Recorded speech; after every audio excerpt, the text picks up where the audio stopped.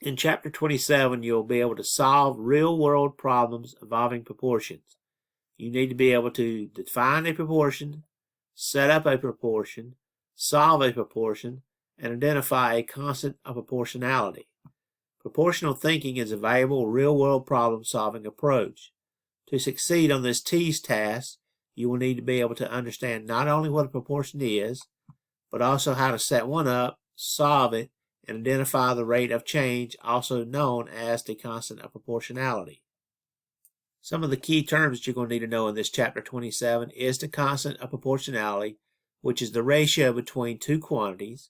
A proportion is the relationship between two numbers, and solve means simply to find the answer. It's kind of like you're solving an equation. A proportion is a ratio in fraction form set equal to another ratio in fraction form. So a proportion is going to be looking like one fraction equal to another fraction. And as you can remember how to simplify one fraction, it's the same thing as if we're doing one ratio is 3/8.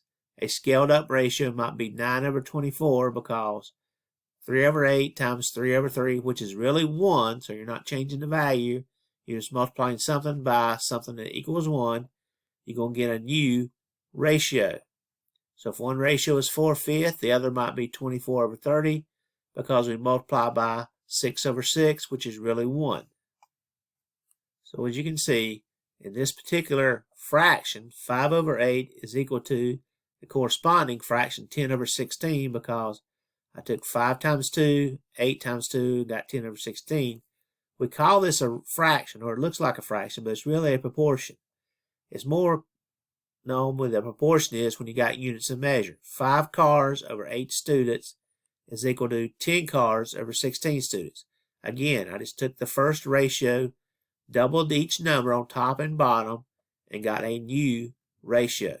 Now when I set one ratio equal to another one, I have a proportion. So a proportion is a ratio in fraction form set equal to another ratio in fraction form. Or as you're going to look at it, one fraction equal to another fraction. In this example of writing and solving a proportion, you will see that what they did was they took the 1 centimeter is equal to 20 miles, and they let that create to be one fraction, 1 centimeter over 20 miles.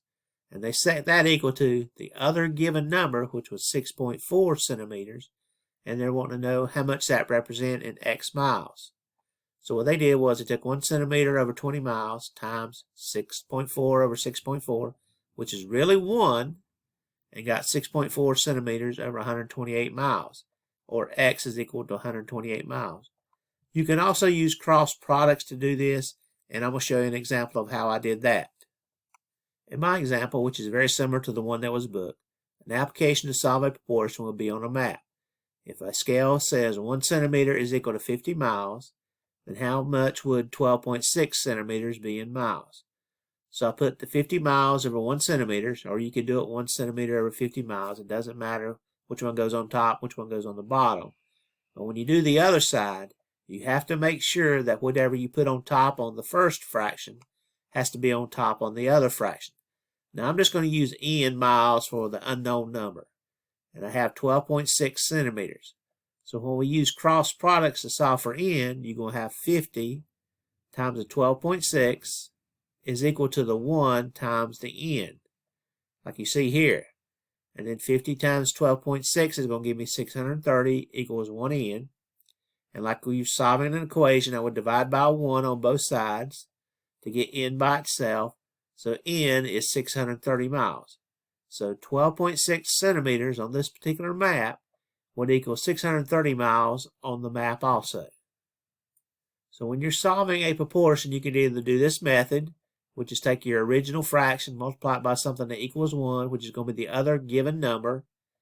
And then once you do your multiplication, you're going to get your final answer, or you can use cross products. A lot of students use cross products because it's easier to understand, but it's going to be left up to you. And you can also see another example down here where they have fractions. There's an unknown number, x. So they said 3 times 9 is equal to 5 times x. That's what I would do.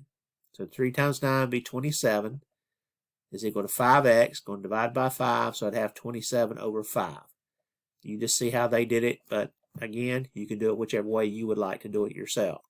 And the last concept of chapter that we're doing now, chapter 27, is the direct proportion and the constant of proportionality.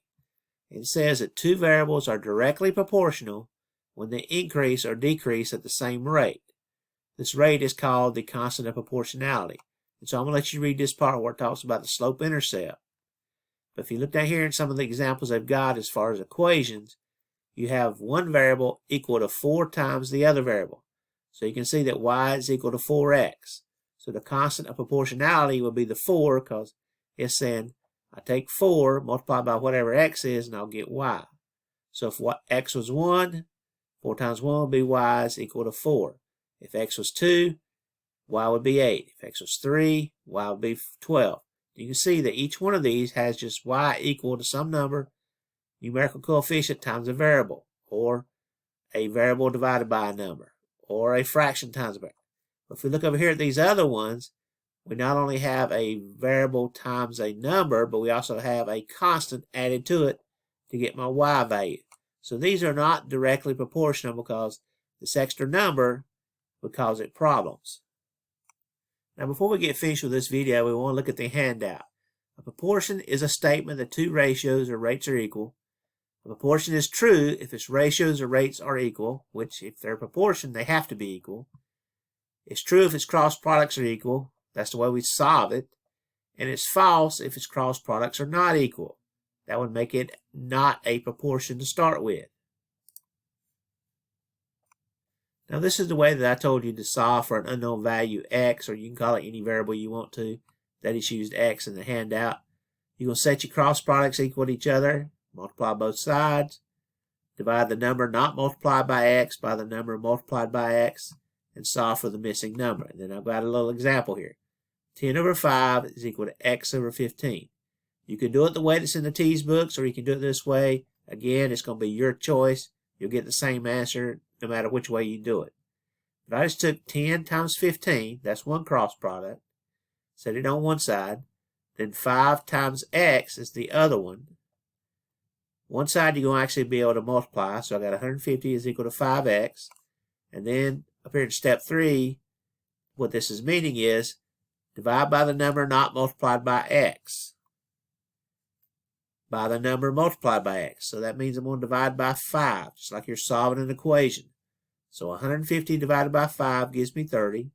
5x divided by 5 gives me x. So x has to be 30. Now let's work one last proportion example where we have an unknown number to make sure that we understand how to do it. Again, you can do it the way that's discussed in the book, or you can do it this way, which uses cross products. It says George can drive 55 miles in 1 hour. So that helps me set up one side of the problem, one ratio, 55 over 1 hour. When I set up the other side, I have to make sure it's miles over hours because that's the same way it's over here.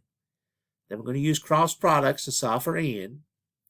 55 times 5.5 is equal to the other cross product, which is 1 times n. So one side you're going to actually be able to multiply. I got 302.5 is equal to 1 times n. Now it looks like an equation like we did in the previous chapter. So divide by 1 on both sides.